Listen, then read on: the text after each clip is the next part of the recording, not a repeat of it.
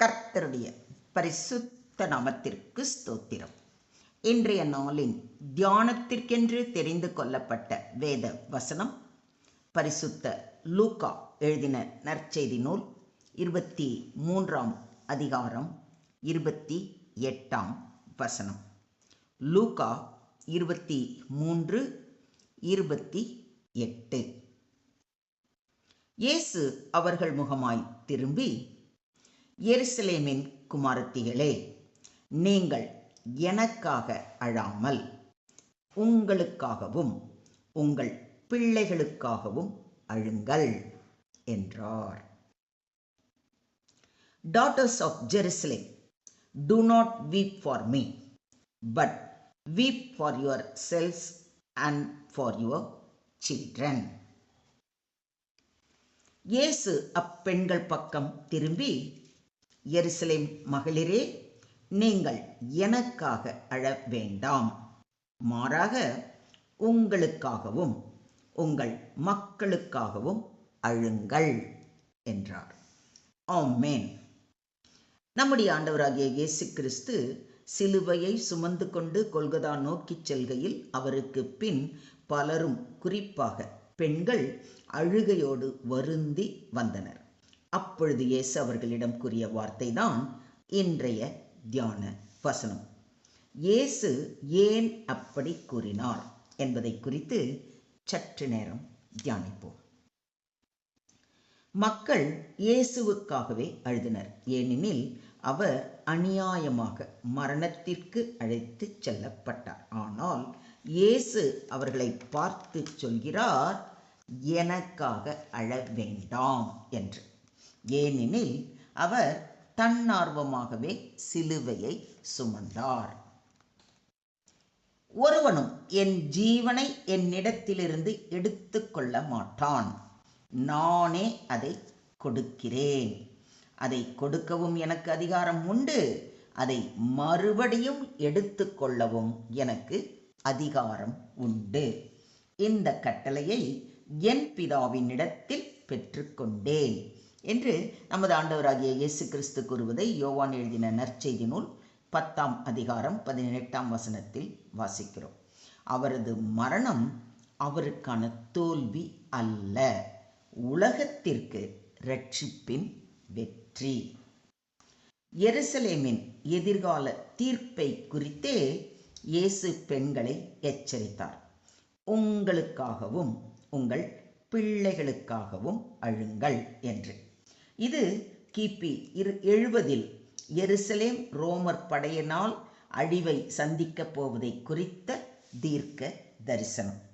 அப்பொழுது பெண்கள் தங்கள் பிள்ளைகளை பாதுகாக்க முடியாமல் துயருறுவார்கள். இந்த வசனம் ஆவிக்குரிய எச்சரிக்கையாகவும் இருந்தது. இது இயேசுவின் ஆவிக்குரிய பார்வையை காட்டுகிறது. மக்கள் அவருக்காக அழுதார்கள், ஆனால் அவர் அவர்களின் பாவம், நீதி நிலை, வரப்போகும் நியாய தீர்ப்பு பற்றி கவலைப்பட்டார். ஆகவே அவர் உங்களுடைய ஆத்துமா நிலைமைக்காக அழுங்கள் என்று உணர்த்தினார். அவர் சமீபமாய் வந்தபோது நகரத்தை பார்த்து அதற்காக கண்ணீர் விட்டு அழுது, உன்னை சந்திக்கும் காலத்தை நீ அறியாமற் போனபடியால் உன் சத்துருக்கள் உன்னை சூழ மதில் போட்டு உன்னை வளைந்து கொண்டு எப்பக்கத்திலும் உன்னை நெருக்கி உன்னையும் உன்னில் உள்ள பிள்ளைகளையும் தரையாக்கி போட்டு உன்னிடத்தில் ஒரு கல்லின் மேல் ஒரு கல்லிராதபடிக்கு செய்யும் நாட்கள் உனக்கு வரும் என்றார் என்பதை லூக்கா 19ஆம் அதிகாரத்தில் வாசிக்கிறோம். எருசலேமுக்கு ஏற்பட போகும் அழிவை முன்னறிவித்தார். அந்நாட்களிலே கர்ப்பவதிகளுக்கும் பால் கொடுக்கிறவர்களுக்கும் ஐயோ என்று சொல்வதை மத்தேயு 24:19 வாசிக்கிறோம். எனவேதான் எனக்காக அழ வேண்டாம், உங்களுக்காகவும் உங்கள் பிள்ளைகளுக்காகவும் அழுங்கள் என்று கூறினார். தேவனுக்கேற்ற துக்கம் பின்பு மனஸ்தாபப்படுகிறதற்கு இடமில்லாமல் இரட்சிப்புக்கு ஏதுவான மனம் திரும்புதலை உண்டாக்குகிறது என்று பவுலடிகளாரும் கொரிந்தியருக்கு எழுதின 2ஆம் நிருபம் 7ஆம் அதிகாரம் 10ஆம் வசனத்தில் மிக தெளிவாக கூறுகிறார். பாவத்திற்காக மனம் திரும்பி வருந்தி அழுவது தேவனுடைய ஆவிக்குரிய அழுகை.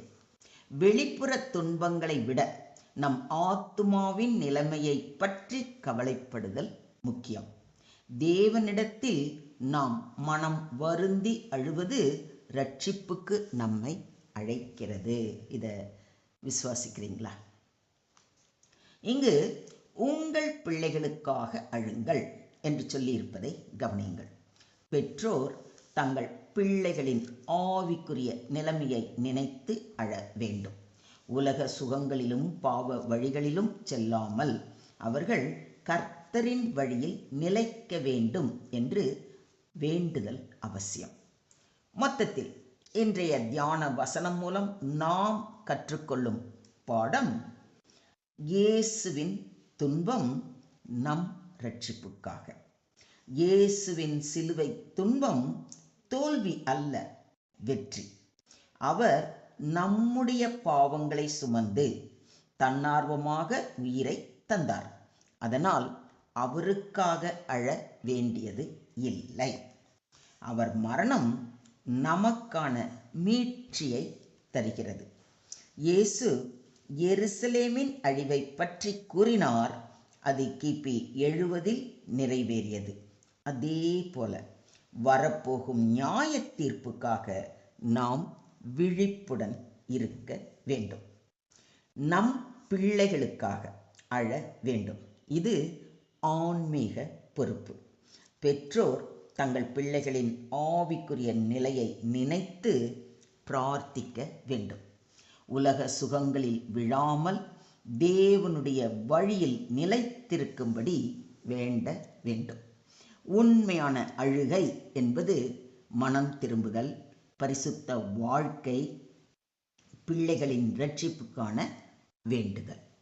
சுருக்கமாக சொல்வதானால், இயேசு தன்னுடைய துன்பத்தையும் மரணத்தையும் பற்றி கவலைப்படவில்லை.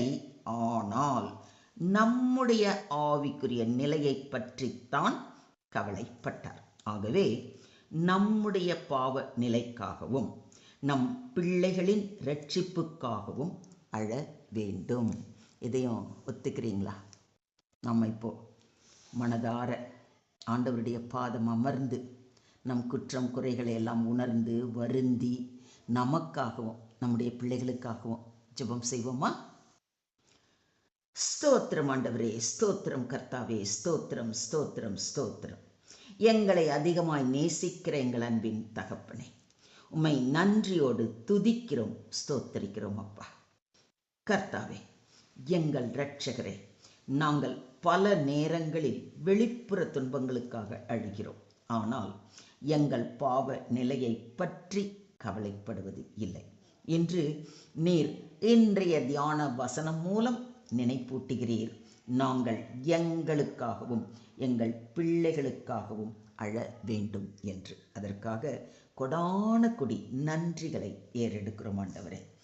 எங்கள் வாழ்க்கையை பரிசுத்தமாக நடத்தி எங்கள் பிள்ளைகளும் உம்முடைய வழியிலேயே நடக்கும்படி கிருபை செய்ய வேண்டுமாறு தாழ்மையுடன் வேண்டிக் கொள்கிறோம்.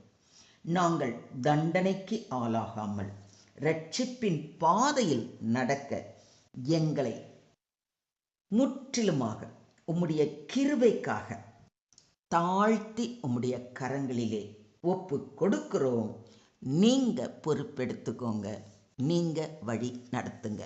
எல்லா துதியும் எல்லா கனமும் எல்லா மகிமையும் ஒருவருக்கே செலுத்துகிறோம். மீட்பர் இயேசுவின் மூலம் ஜெபம் கேளும் எங்கள் ஜீவனுள்ள தகப்பனே. ஆமென்.